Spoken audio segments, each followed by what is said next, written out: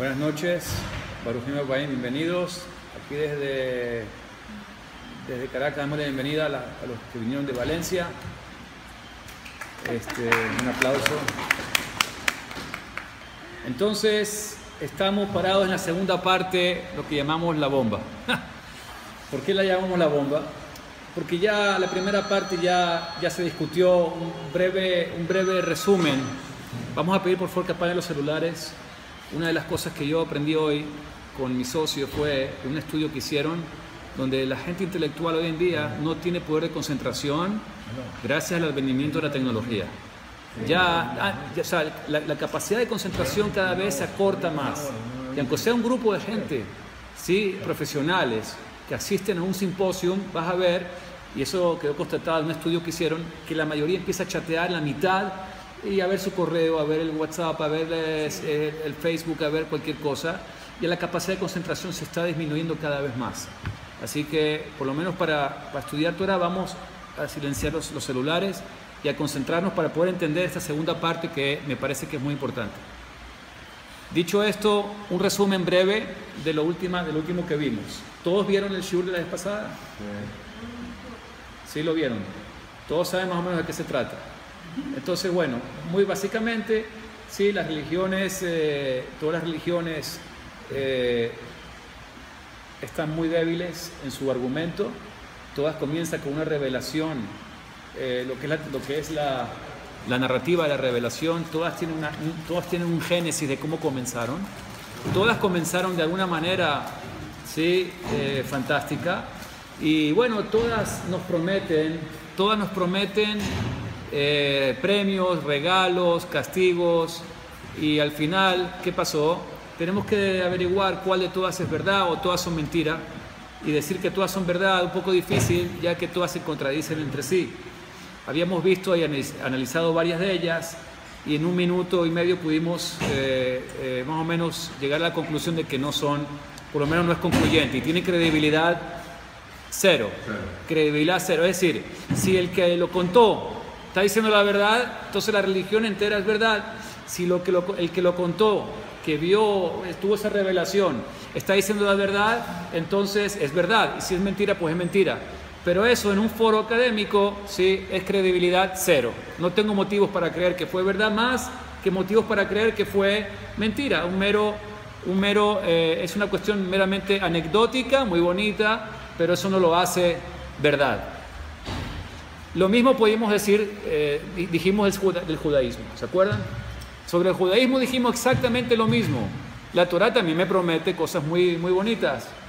Y también hay recompensa y castigo, hay responsabilidad, no es opcional, es obligatoria. ¿Y cómo comenzó? También igual, lo único que dijimos, una revelación. Eso también tiene una parte importante de lo que fue la revelación, lo que es el argumento de revelación. Pero dijimos además que los judíos tuvieron la chutzpah, la desfachatez, de que no fue uno, no, fueron 3 millones. Oye, ¿de dónde tuvieron la desfachatez estos judíos de exagerar tanto este argumento? Entonces dijimos, ¿cómo sabemos que los judíos dijeron la verdad? Está escrito en la Torá. Dijimos que eso, si está escrito en la Torá, bueno, si tú dices eso en un foro académico, también se van a reír de ti. Te van a decir, bueno, pero que la Torá lo haya dicho tampoco significa que sea verdad. Entonces ahí fue que entramos en la tercera etapa de la reconstrucción del judaísmo y dijimos que habían 3 posibilidades, que era la mentira hacia futuro, el argumento de la mentira presente y el argumento de la mentira pasada. Demostramos que el argumento de la mentira presente no era imposible que forme lo que es hoy, defina o dibuje lo que es hoy el judaísmo tradicional. Descartamos también el argumento de la mentira presente con el teorema de Applewhite, ¿se acuerdan? En la cual también lo hace también imposible, y al final nos quedamos con la mentira pasada. En la mentira pasada tuvimos un pequeño problema, que no hemos descubierto el evento más importante, el segundo evento más importante del judaísmo. No está escrito en ningún lado, no aparece Freddy por ningún lado, ¿sí? Entonces, así fue como terminamos la última vez. Llegamos a la conclusión de que esta Torá es imposible que tú puedas engañar a más de a una masa y de todos digan exactamente a unísono que ellos sí escucharon la voz de Dios, y a partir de ahí todos empiezan a cuidar un libro que conlleva cosas tan difíciles, ¿cómo tú engañas a un público entero y le vas a decir a todos que todos ustedes ¿sí? o escucharon la voz de Dios, pero al fin y al cabo, ¿sí? Si es mentira, ¿cómo puede ser que tú vas a cumplir ahora Brit Milá, tantas mitzvot tan difíciles de cumplir, si no fue verdad? Entonces, pero bueno, dijimos que tenemos una cuarta parte, y es la que vamos a tratar de desarrollar el día de hoy. Y la cuarta parte ¿sí? consiste en lo siguiente.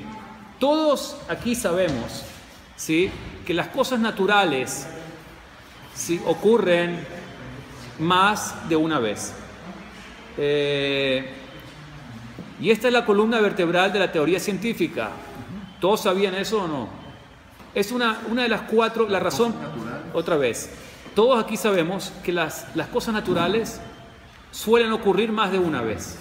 Lo que es natural se repite. ¿Sí? Y esto es, como dijimos, la columna vertebral de la teoría científica. La razón es, ¿por qué? Porque hay cuatro fuerzas ¿sí? naturales en el mundo. ¿Cuáles son? No, fuerzas naturales. La gravedad, electromagnetismo, fuerza nuclear débil y fuerza nuclear fuerte. No voy a entrar en ninguna de las cuatro, no se asusten, ¿sí? Tampoco soy experto en el área. Pero lo que me está diciendo estas cuatro fuerzas es que nunca cambian su intensidad. Es decir, estas fuerzas, valga la redundancia, nunca cambia su fuerza. ¿Qué quiere decir esto? Que la materia puede transformarse ¿sí? en energía, y la energía se puede transformar en materia, pero ahí va a estar para siempre, nunca desaparece. Y esto, ¿qué implica? Que puedo llevar a cabo un experimento ¿sí? científico, y bajo las mismas condiciones siempre voy a obtener los mismos resultados. ¿Están de acuerdo? ¿O no? ¿Sí? Así es, esto es ciencia básica. Quiere decir que si yo suelto estas llaves, ¿sí? Que yo puedo predecir que van a caer. Qué bueno, Baruch Hashem, que se cayó. ¿Sí? Ahora, si las vuelvo a soltar, ¿qué creen ustedes? Van a volver a caer. ¿Y por qué puedo predecir? Porque estas cuatro fuerzas ¿sí? no cambian. Estas cuatro fuerzas ¿sí? son totalmente estables. Quiere decir que lo que importa, no importa cuántas veces repita yo este experimento, que voy a obtener los mismos resultados. Eso es muy importante. A menos que haya otra variable. Por ejemplo, que alguien coloque un aspirador arriba, yo trate de lanzarlo y en vez de bajar suba. Pero entonces aquí ya le metí un elemento externo. ¿Sí? Quitando esa variable, las cosas siempre van a ocurrir de la misma manera. Más de una vez. Esto es un principio básico. Ese principio básico se repite en muchas áreas, no solamente en el área física. En el área de la historia ocurre exactamente lo mismo.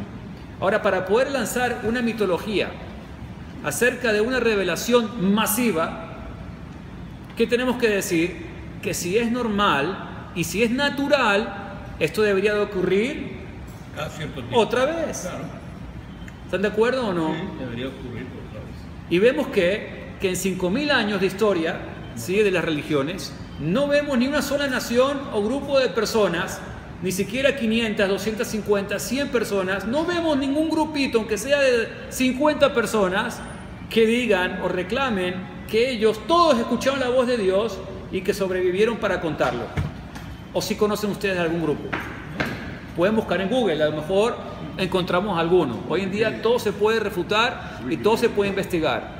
¿Ok? No hago propaganda a Google, pero es una herramienta que podemos utilizar. Si ustedes conocen un grupo que todos dicen 50, 100, 200 personas reclaman y dicen que Dios, todos hablaron con ese grupo y todos y sobrevivieron para contarlo, entonces quiere decir que ya tenemos ya el segundo acontecimiento que se repitió en la historia. Ahora, este fenómeno podemos mantenerlo, que no existe en toda la historia humana, no se repitió nunca una revelación divina masiva. Alguien puede argumentar, bueno, ¿y sabes cómo empezó todo? Alguien te puede decir, ¿sabes cómo empezó todo? Cuando salieron de Egipto, salieron con muy poca comida. ¿Con cuánto salieron? Cada uno con 1 kilito o medio kilo de matzá. una cajita de matzá. Y todos se fueron ¿a dónde? Al desierto. Cuando llegaron al desierto, se la fueron comiendo. Eran 40 años. ¿Un kilo de matzá puede durar 40 años? No. Ahora, ¿qué ocurrió? Que seguramente llegaron a una planicie, ¿sí?, llena de hongos. Cortaron los hongos para poder comer. Y los hongos eran hongos alucinógenos, que estaban todos como volando, así, tuvieron una experiencia de drogadicción masiva y todos reclamaron, todos dicen, afirman haber visto o haber hablado con Dios. Tú puedes también argumentar algo así, ¿sí? O puedes decir también, ¿sabes qué? ¿Cómo ocurrió todo esto? ¿Cómo empezó todo esto? Un pánico masivo. Llegaron a un sitio, hubo una tormenta eléctrica como las que hay ahí en Maracaibo. ¿Cómo se llama? Delta del Catatumbo. Catatumbo. Sí. El catatumbo que te tumbo del miedo. Y entonces, sí, bueno, está bien. Llegaron a una especie de catatumbo de esto, y entonces que la gente estaba toda asustada. Entonces fue una tormenta de rayos y así fue como todos estaban así. Yo no sé, tú puedes inventar cualquier argumento que te guste. Puedes incluso llegar a decir que fue un proceso, una mitología evolutiva a través de miles de años. Tú puedes decir lo que te guste, no importa, pero cualquier explicación racional que tú quieras darle, ¿sí?, mientras más probable sea, mientras más racional sea tu explicación, más poderosa es la pregunta. Ah, y si es así, entonces tenía que haber ocurrido otra vez. ¿Y por qué entonces no ocurrió otra vez? O sea, ¿se entendió cuál es la trampa? Por mucho que me lo quieras explicar, quiere decir que sí hay una explicación racional. Entonces, si es así, ¿por qué no ocurrió una segunda vez en toda la historia? Las cosas naturales ocurren más de una vez. Entonces, es natural que un grupo de personas inventen acerca de Dios bajando a la tierra y que convertirse en un ser humano. Sí se puede inventar, ¿sí?, esa historia. ¿Por qué? Porque ya ha ocurrido docenas de veces. En docenas de culturas tú ves que hay un Dios que bajó a la tierra y se convirtió en ser humano. Entonces eso sí es natural, ocurrió, lo hemos visto varias veces. ¿Es posible inventar, por ejemplo, una historia sobre un Dios que embaraza a una virgen y da luz a un niño milagroso? Sí, lo hemos visto en el cristianismo, en la mitología griega, sí, se ha visto muchas veces, ¿sí?, en la historia. Entonces sí, algo que puede volver a ocurrir, un fenómeno que puede volver a ocurrir, ocurre una y otra vez. La gente sí puede inventar ese tipo de cosas. Cualquier mentira que se pueda inventar ya ha sido dicha, excepto una. Escuchen bien, cualquier mentira que pueda explicar cualquier origen de cualquier religión ya ha sido dicha, excepto una. ¿Cuál? Es la mentira más obvia, la mentira más básica y la más poderosa que cualquiera le gustaría usar. Pero no sabemos por qué motivo no la usaron. Que un grupo de gente escuchó a Dios hablar. Muy difícil entender eso.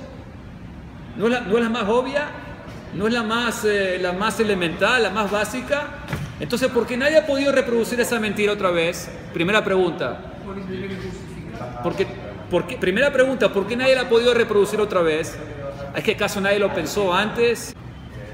O sea, es muy complicado llevar esta mentira a cabo. O sea, ¿no le daría más fuerza incluso a una religión nueva que va a comenzar? En vez de decir que se convirtió en hombre y que tú lo viste y soñaste con él, o que se embarazó porque tú estás seguro que te vino a ti en sueños, ¿no era mejor decir, Dios apareció a 500 personas y nos habló a todos? ¿No era mucho más fácil? ¿No era mucho más fuerte el argumento? ¿No era mucho mejor para cualquier religión decir eso? Yo pienso que como dos personas es tan difícil ponerse de acuerdo, dos personas, ponerte 500, 1000 o 10.000 o en este caso. Pero ¿estás de acuerdo conmigo que esa es la más básica, la más fuerte, la más convincente? Y sin embargo vemos un fenómeno, no se repitió jamás. Fíjense lo que estamos diciendo. Ahora, aquí puede haber un argumento fuerte en contra de esto que acabamos de decir. ¿Sí? ¿Qué podríamos argumentar en contra de esto que acabamos de decir? ¿Ah? No, eso ya lo descartamos. Pero vamos a decir que en contra de este argumento que estoy diciendo, bueno, nunca ocurrió en 5.000, 6.000 años. ¿Sabes por qué? Bueno, ¿por qué? Te voy a explicar por qué. Dice, sí pudo haber ocurrido esto antes. Lo único que es tan raro que ocurra, que a lo mejor esto no ocurre sino cada 8.000. Y como no tenemos evidencias, Porque nada más han pasado 5. porque pasaron 5.000 nada más, y esto es algo que nada más ocurre cada 8.000, hay que darle tiempo. ¿Sí se puede decir eso o no? ¿Se podría? Se podría decir, un buen argumento.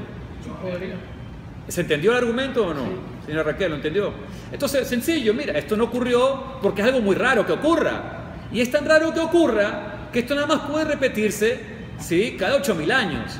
Entonces no tenemos evidencias escritas, porque cualquier pergamino ya después de 8.000 años se desintegra. Por ese motivo no sabemos de ninguna otra vez que haya ocurrido. Pero eso no significa que no haya ocurrido. Señores, muy sencillo. Si yo agarro un par de dados y elijo un número de veces para que caiga doble seises, tantas veces, de manera que la probabilidad sea, sí, que caiga, no importa, 10 veces seguidas, 15 veces seguidas, las que ustedes quieran, de manera tal que la probabilidad me dé que cada 6.000 se repita el fenómeno. Vamos a suponer que yo voy a decir un número.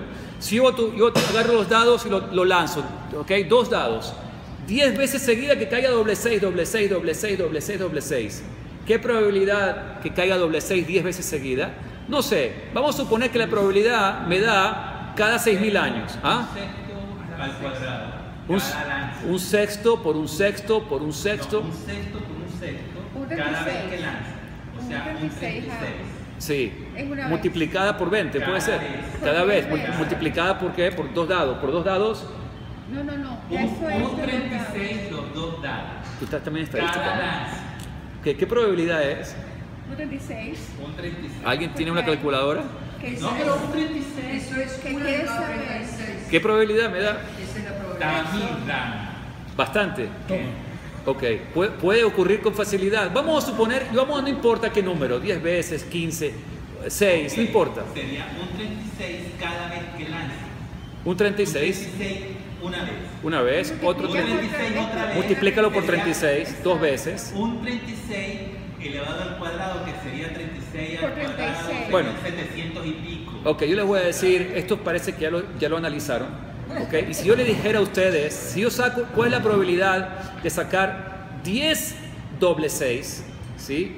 La probabilidad aparentemente es 0.00000000000000001%.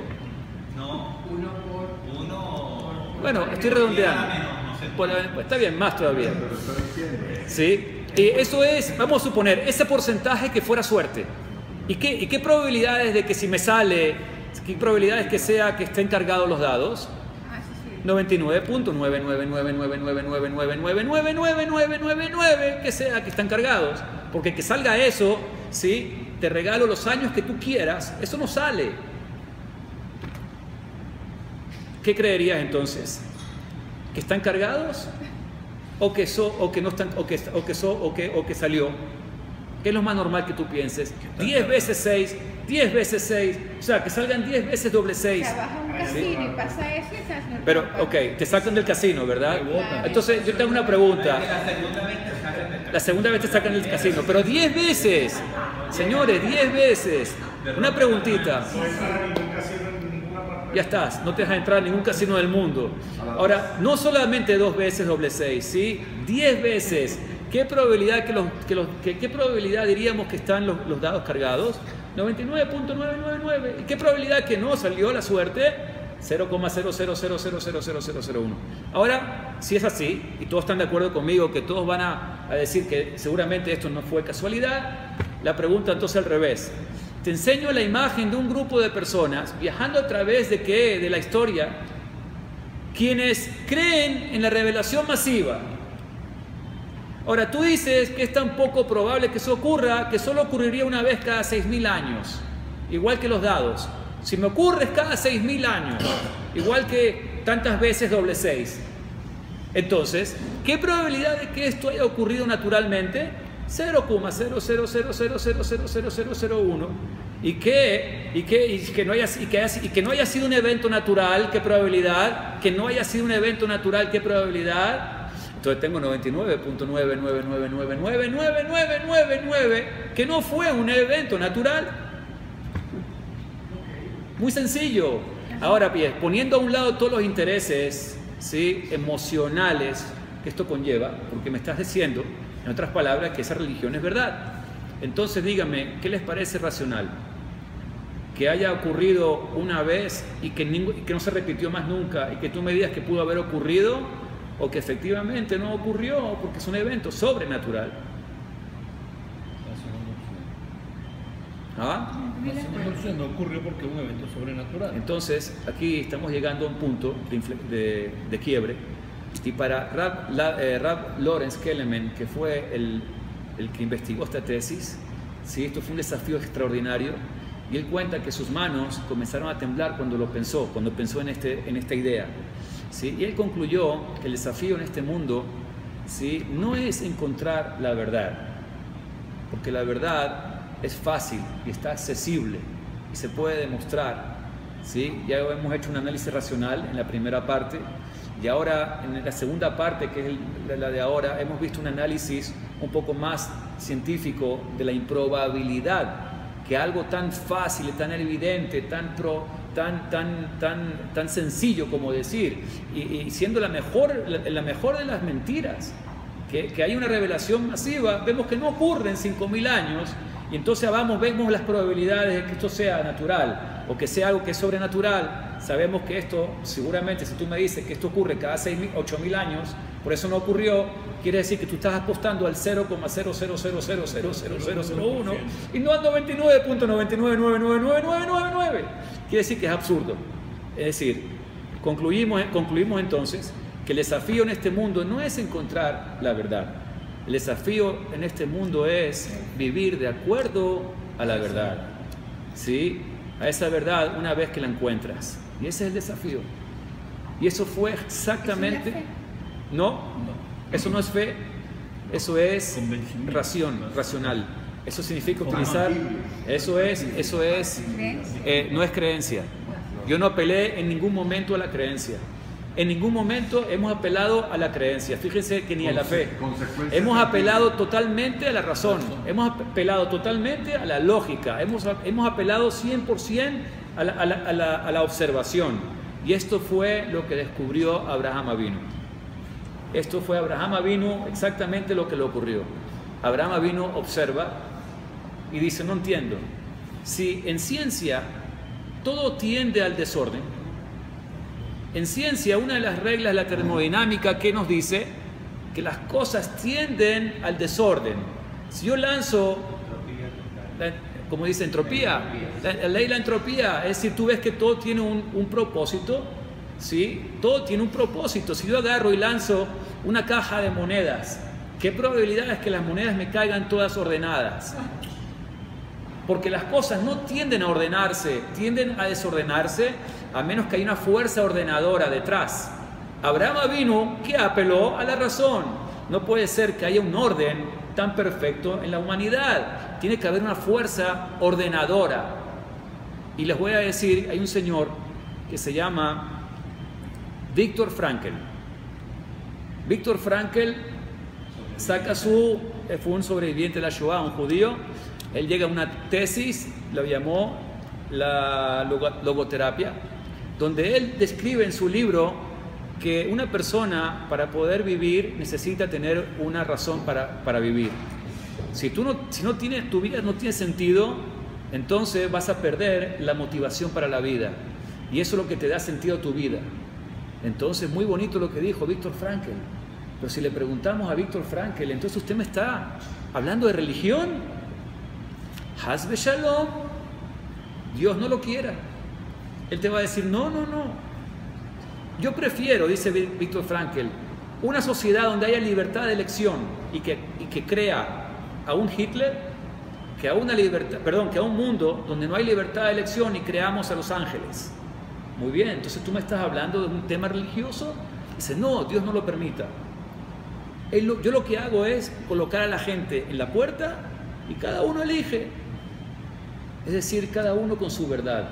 Cada uno elige cuál es su motivación por la cual va a vivir. Cada uno elige cuál es el motivo de su vida. Cada uno elige cuál es la razón de la vida. Y eso nos recuerda a un señor que se llamaba Terach. Terach era el papá de ¿quién? De Abraham Avinu. Abraham Avinu fue el primero que descubrió a Dios, porque su padre que era vendedor de ¿qué? De ídolos. Y era un señor, fue el primer psicoterapeuta de la historia. Él perfectamente entendía la psicología del ser humano y él fue el que inventó realmente la logoterapia. Él decía, ¿cuál es tu problema? ¿Por qué estás deprimido? No, es que yo tengo un problema, que no me vino la señora de limpieza. Tranquila, yo tengo aquí el ídolo perfecto para ti. Y le sacaba un ídolo con forma de señora de limpieza, con delantal. Entonces le traes comida, le traes flores, tú la sirves a este Dios y este Dios te va a resolver tu problema, vas a ser feliz. Le daba a cada uno lo que necesitaba. Y eso se llama exactamente ¿qué cosa? Se llama idolatría. Entonces fíjense, dice el Rav Tauber algo interesante. Dice el 4% de la gente, el 1% de la gente piensa. El 1% de la gente piensa, ¿sí? El 1%. Sigue diciendo, el 4% de la gente creen que piensan y hacen pensar a otros que piensan. Y el 95% de la gente prefiere morir y no pensar. Ese 95% de las personas pagan dinero para que los entretengan, pagan dinero para que les digan cómo actuar, cómo vivir, prefieren no cuestionarse absolutamente nada. Es súper cómodo entrar a un cine y que el cine se ocupe de mis preocupaciones, de mis retos, de mis desafíos. Que ellos decidan en Hollywood, piensen y decidan por mí todo lo que tengo que hacer, o cómo pensar, o cómo decidir mis problemas. Es mucho más fácil para ellos agarrar un Twitter y olvidarse de la vida por un momento, ir a un buen restaurante, olvidarse de la vida. Prefiero no pensar. 95% de la gente. De hecho, el señor Steven Spielberg, muy interesante, un primo mío le mandó a preguntar a través de un amigo en común, ¿sí? A Steven Spielberg una pregunta muy interesante.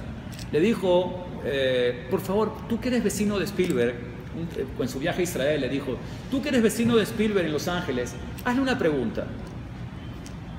Pregúntale si él ve películas. La respuesta llegó después de una semana y pico, 10 días, y le contestaron a mi primo, dice, hablé con mi vecino, con Steven, y ¿sabe lo que me dijo? Que él no tiene tiempo para ver películas, porque él se ocupa únicamente de hacer que otros vean películas. Es decir, que él tiene un joystick donde él es el que maneja la forma de pensar del 95% de la gente que prefiere no pensar, pero él es pensador. Quizás él sea uno de esos que equivalen al 4% o al 1%. Yo me inclino más al 4%. ¿Quiénes son los que caen en la categoría de 4% de aquellos que piensan? Aquellos que creen que están pensando. O sea que siguen filosofías, siguen ideas y siguen corrientes sin cuestionarse nada. Abraham Avinu fue el primer pensador de la historia. ¿Saben por qué? Porque Abraham Avinu hizo preguntas que duelen. Cuando tú te haces preguntas que duelen, empiezas ya a pensar. Un momento, hay demasiado orden. Si hay demasiado orden, no puede ser que no haya un ordenador. Si hay un ordenador, quiere decir que hay un creador. Si hay un creador, quiere decir que quiere algo de mí. Si quiere algo de mí, ¿qué es? Para vivir de acuerdo a eso. Entonces, Abraham Avinu fue la primera persona que llegó a la conclusión que él no puede basar su vida en una filosofía inventada por él mismo. Perdón, eso se lo dejó al 4% de la población. Mientras que a él dijo, yo tengo que seguir indagando, yo tengo que ver resultados, tráeme evidencias, yo quiero seguir indagando. Llegó a la conclusión que racional, que Dios existe, y si Dios existe, yo tengo que tener seguramente alguna obligación adicional. ¿Existe vida después de la vida o no? ¿Hay castigo y recompensa o no? Preguntas que duelen. ¿Lo que estoy haciendo está bien o está mal? ¿Me estoy vistiendo de acuerdo a la halajá o no? ¿Lo que Dios quiere o no? ¿Estoy comiendo lo que Hashem quiere o no? ¿Estoy diciendo las palabras que Dios quiere que diga o no? las preguntas que duelen son preguntas de personas que piensan. Y eso es el 1% de la población mundial. Entonces, Rabotai, por eso dice el Rav Kelemen que el desafío no es encontrar la verdad. Encontrar la verdad, fácil. Les acabo de traer un enfoque racional. Y no solamente eso, sino aquellas personas que quieran pruebas científicas, tengo la computadora llena de pruebas científicas. Les puedo dar 1 o 2 o 3, no importa. Pero ¿se puede llegar a la verdad? Sí, pero ese no es el desafío. Todo el mundo va a estar de acuerdo que es imposible que un ser humano haya escrito este libro. El desafío, ¿cuál es, mis queridos amigos? ¿Sí? Vivir de acuerdo a esa verdad. Ese es el desafío. Y eso es lo que duele, y eso es lo que uno tiene que pensar. Y para eso vinimos. No somos lechuga ni somos vacas. Somos hombres pensantes que tenemos que llegar a conclusiones concretas, aunque nos duela. Pero si nos duele y llegamos a esas conclusiones, ¿cuál es la recompensa? La recompensa no tiene límites. Y ese es el placer de la vida. Y eso significa que habremos entonces llegado al objetivo, ¿sí?, para el cual Dios nos creó a todos en este mundo. Gracias. ¿Preguntas? ¿Comentarios? ¿Perdón? Albert Einstein dijo en una oportunidad que mientras más él estudiaba, más se acercaba a Dios. Así es. Eso es Abraham Avinu. Observación. Yo sé, por eso digo, eso fue lo que hizo Abraham. Abraham estudió. Por ejemplo, ¿a qué distancia está la Tierra del Sol? Cuando hay un eclipse solar, ¿se ve el Sol o no? No. El borde. ¿Ah? El anillo. ¿Perdón? El anillo, el borde. ¿Se ve? No se ve. Ok, ahora la pregunta es, ya va, pero ¿por qué no se ve? Ya va, una pregunta, ¿por qué no se ve? Está más lejos. Ya va, pero un minutito, ¿por qué no se ve? Si está la luna, el Sol es 400 veces más grande que la luna. Sí, pero está más cerca. Está más cerca. ¿Cuántas veces? Antiguo. Eso yo lo estudié. 400 veces. Ya va, un minuto. 400 veces más grande, 400 veces más. ¿Quién puso la distancia y el tamaño en la misma proporción? Exacto. O sea, no sé si se entiende la pregunta. Sí, perfecto. ¿Quién es ese arquitecto que hizo el Sol 400 veces más grande y lo puso a 400 veces de distancia del Sol? Y cuando se interponen, coincide exactamente. Si ese Sol está, ¿sí?, 1 milímetro más para acá, nos achicharramos. El principio de la entropía. Un poquito más allá, nos congelamos, no hay vida. Entonces, ¿quién fue aquel que ordenó esto? Ya, ¿me dejas dar otro ejemplo? Hashem, no hay otra. Eso es. El otro ejemplo, el ejemplo del agua. ¿Saben ustedes que hay una cuestión muy sencilla? A mayor temperatura, ¿qué pasa con las moléculas? Se expanden. ¿Sí? Menor temperatura, se contraen. ¿Están de acuerdo? Sí, perfecto. ¿O estoy diciendo una patata? No, está diciendo algo normal de química. ¿Qué pasa con las moléculas del agua? Exactamente el mismo fenómeno. A mayor temperatura, mayor expansión. ¿Sí? Por eso que hay evolución, hay burbujas, por eso que se expande, por eso que se evapora. Pero a menor temperatura hay una contracción. Por ese motivo, cuando el agua llega a 4 grados, exactamente ¿qué pasa? Empieza a congelarse, se empieza a contraer. Por eso que es más pequeño. Y los pies de ustedes, cuando hace calor, no caben en el zapato. Cuando hace frío, el zapato les baila, por ese mismo fenómeno. Pero cuando supera los 4 grados de temperatura, de repente vemos un fenómeno que no sabemos qué pasa. Y nadie me puede explicar por qué. Pero de repente el fenómeno de que a mayor temperatura, mayor expansión molecular, se me invierte en el agua. ¿Y por qué en el agua? Porque si siguiéramos la misma regla que siguen los sólidos, todo abajo del agua se congelaría. Pero como hay un propósito que abajo los seres vivientes pueden seguir viviendo, entonces el fenómeno se me invierte, en lugar de congelarse, se empieza a descongelar. El agua abajo en el mar Está más frío. no es agua dulce, es agua de mar. Pero en los ríos. ¿Y los ríos? No pasa nada. ¿Y en los ríos? En los ríos el agua Es más dulce. ¿Y se congela abajo o no? Está profundo. ¿Todo está abajo o no? No. No, hay vida, No. hay peces. El agua corre por debajo. Abajo se invierte el fenómeno. Los lagos también, los lagos se mantienen. Se mantienen. No estamos hablando de charcos, estamos hablando de lagos. Quiere decir que a menor temperatura debería de seguir contrayéndose. ¿Y por qué cuando llega cierta, de repente, boom, se me invierte? ¿Quién invierte? Aquí, pero un momentito, ¿quién invierte las cosas aquí? ¿Por qué? Entonces, señores, tú dijiste una palabra que me gustó, entropía. Entropía significa que tú ves que aquí hay un motivo, o sea, hay un propósito. Entonces, ¿quién es el que mueve las cosas en este mundo? Y eso significa un análisis racional.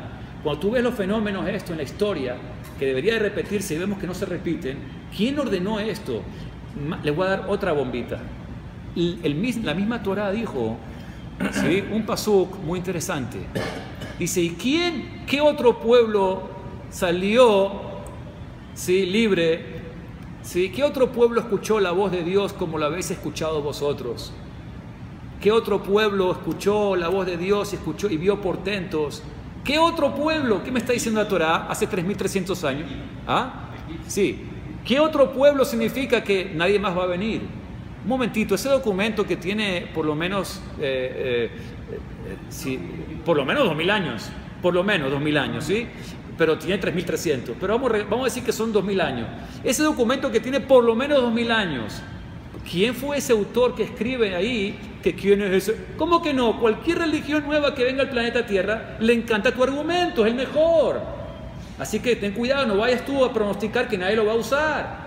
La Torah que dijo, ¿qué otro pueblo va a utilizar el argumento de revelación masiva? La Torah, ¿cómo está tan segura que nadie lo va a usar? ¿Qué clase de profecía es esta de tan alto riesgo? El que escribió ese libro, dos posibilidades: o era atrasado mental y se puso el dedo en el ojo, o sabía el futuro de que nadie va a poder ni siquiera intentar decir que su religión, ¿sí?, fue una revelación masiva. ¿Se entendió? Sí, igual a mi ¿Eso es racional o es fe? Racional. Ahora, ¿por qué es tan importante el enfoque racional de las cosas? Porque experiencias bonitas no las ofrecen todas las religiones.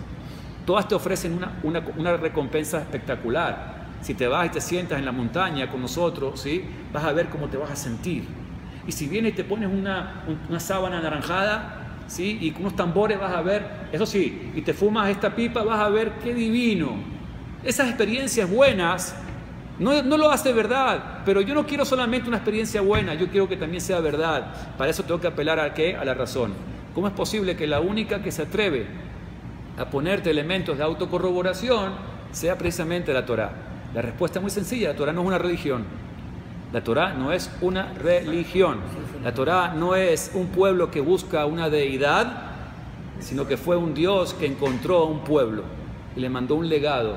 Y si tú fueras Dios, ¿tú no pondrías ahí elementos para que la gente sepa ahora y siempre que es de origen divina? Sí, por eso que la Torah se atreve a poner tantas cosas tan atrevidas que cualquier persona la puede venir a refutar, y si la refuta se me cae. Y hasta ahora nadie la pudo refutar, Baruch Hashem. Entonces, eso es un análisis racional del origen divino de la Torah. Así que, señores, ahora la segunda parte, ¿cuál es? Ya sabemos que es verdad. Tengamos el coraje de vivir de acuerdo a la verdad. Un minuto. Resulta entonces que la verdad es el judaísmo.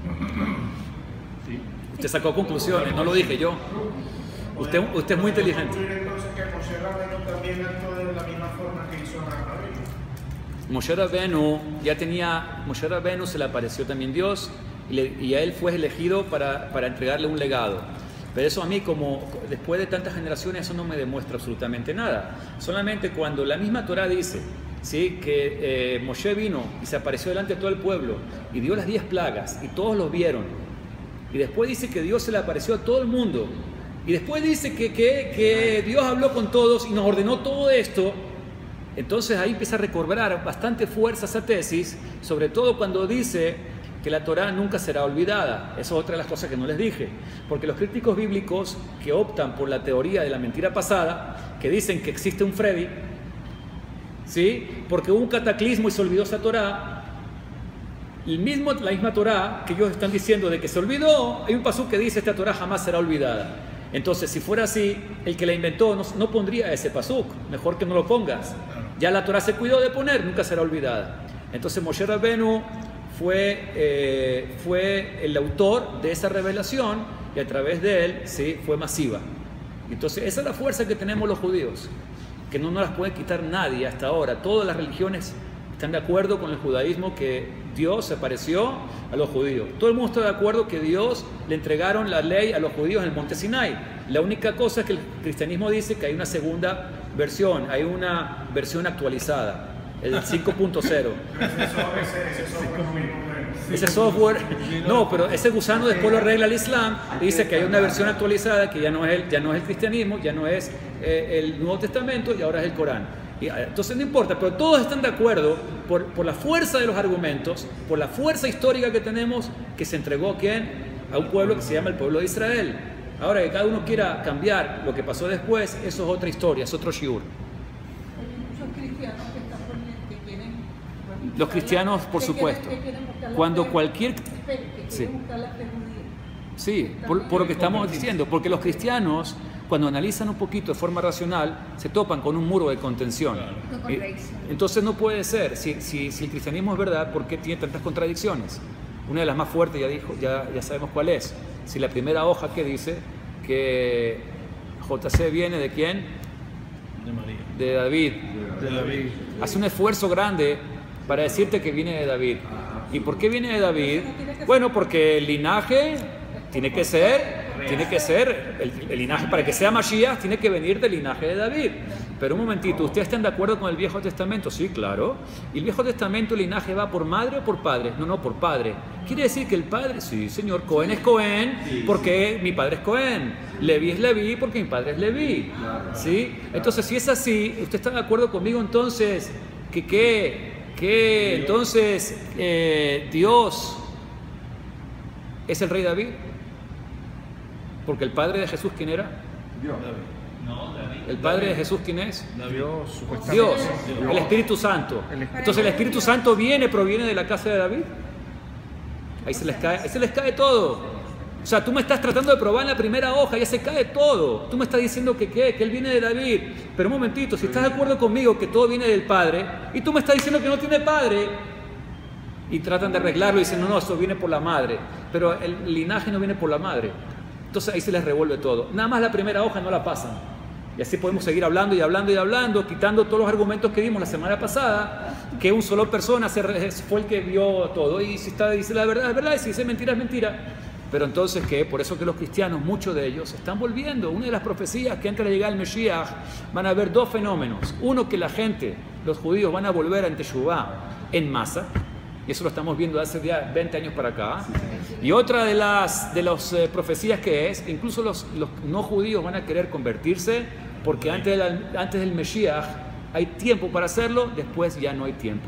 Parece que esas almas judías perdidas en otros pueblos, parece que están, de alguna manera, le están ayudando a volver rápidamente antes que llegue el final. ¿Y ustedes creen que estamos ya en el final o no? Sí. Estamos, señores, muy, muy al final. Y los acontecimientos de la semana pasada fueron realmente impresionantes. Les voy a decir algo. Un señor que no le interesa si es políticamente correcto o no decir lo que tiene que decir. Y dice las barbaridades más increíbles, que va a poner un muro, que va a ir en contra de los musulmanes, 1.2 millones de personas, que él va a combatir a los ilegales, que él se mete con las mujeres. Él no le interesa él va a lo que tiene que hablar. Entonces le quitaron todas las posibilidades de ganar. Todos los medios de comunicación dijeron que este hombre no gana. Contra todo pronóstico, este hombre gana. Esto es un golpe muy bajo al liberalismo que representa a los demócratas. Esto es un golpe muy bajo, ¿sí? Y fíjense la geopolítica mundial que puede estar pasando ahora. Muy sencillo. Aquí pueden pasar dos cosas. O los musulmanes dentro de Estados Unidos deciden irse y tratar de no meterse, ¿sí? O los musulmanes no son igual que los judíos. Los judíos, ¿sí? nos pegan, agachamos la cabeza muchas veces, ¿sí? y a veces nos quieren meter en los hornos de los campos y hacemos la fila, la cola. Pero ellos no son así. Entonces, ¿qué puede estar pasando? Que se radicalice todo el tema del Islam. Putin, muy amigo de quién? De Trump. Entonces venga Putin con Trump y algunos países de Europa en contra de todo el movimiento, ¿sí? Y empieza una gran guerra, donde ya la Torah dijo que es Gog y Magog, son dos naciones, el pueblo de Israel en el medio. Fíjense, de lo primero que dijo Trump, que es la embajada de Estados Unidos la voy a poner en Jerusalén. Ya los árabes empezaron a amenazar. Parece que el foco de tensión en el planeta Tierra es Jerusalén. Y eso es lo que dice la profecía final, que es que todos van a venir en contra de Jerusalén. Cuando Estados Unidos vea que su país está en una guerra por causa de los judíos, y cuando los rusos y cuando los países de Europa sepan que todo esto por causa de los judíos, está escrito en la profecía que van a venir a conquistar Jerusalén. Y aquí empieza una nueva etapa, señores, que estamos ya cerca del final. Mi consejo, ¿cuál es? Pónganse las pilas, acérquense a la Torah, agárrense fuerte, que lo que viene es fuerte, ¿sí? Y sean del 1% que piensa, no sean del 4%, ni por supuesto no del 95%. Entonces, señores, pónganse las pilas. La Torah es verdad. Lo que falta es la fuerza y el coraje de vivir de acuerdo a ella.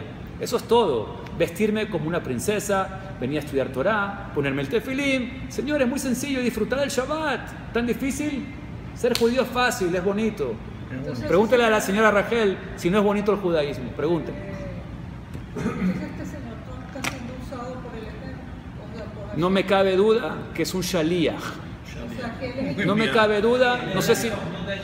¿Ah? Yo no me cabe duda que es un shaliach, es un enviado de Boreolam para cambiar todo el mapa mundial. Yo no me cabe duda. ¿No viste las gematriot? Las gematriot no son... Esas gematrias son verdaderas, ¿no? ¿Qué significa? No es que él es Mesías, pero si lo sabemos nosotros los judíos utilizar a él para tomar decisiones inteligentes, entonces él va a ser un posible enviado para que todo venga rápido, la redención final venga ya. Señores, contra todos los pronósticos, ilógico totalmente, y sin embargo que salió triunfador. Yo creo que Dios nos está dando un mensaje muy claro, Rabotai. Así que, a remangarse las mangas, pónganse las pilas, Teshuvah, Shabbat, Kasher, Mikve, ¿qué más? Estudiar Torah, ¿qué más? Recato, Kashrut, Shomer Negiah. ¿Sabes qué significa Shomer Negiah, David? ¿Qué es Shomer Negiah? No tocar, solamente la mezuzá. ¿Ok? Si te casas, sí puedes tocar. Si no te casas, ¿para qué vas a tocar? No vale la pena. Saco Baruch, Alberto. Señores, para adelante.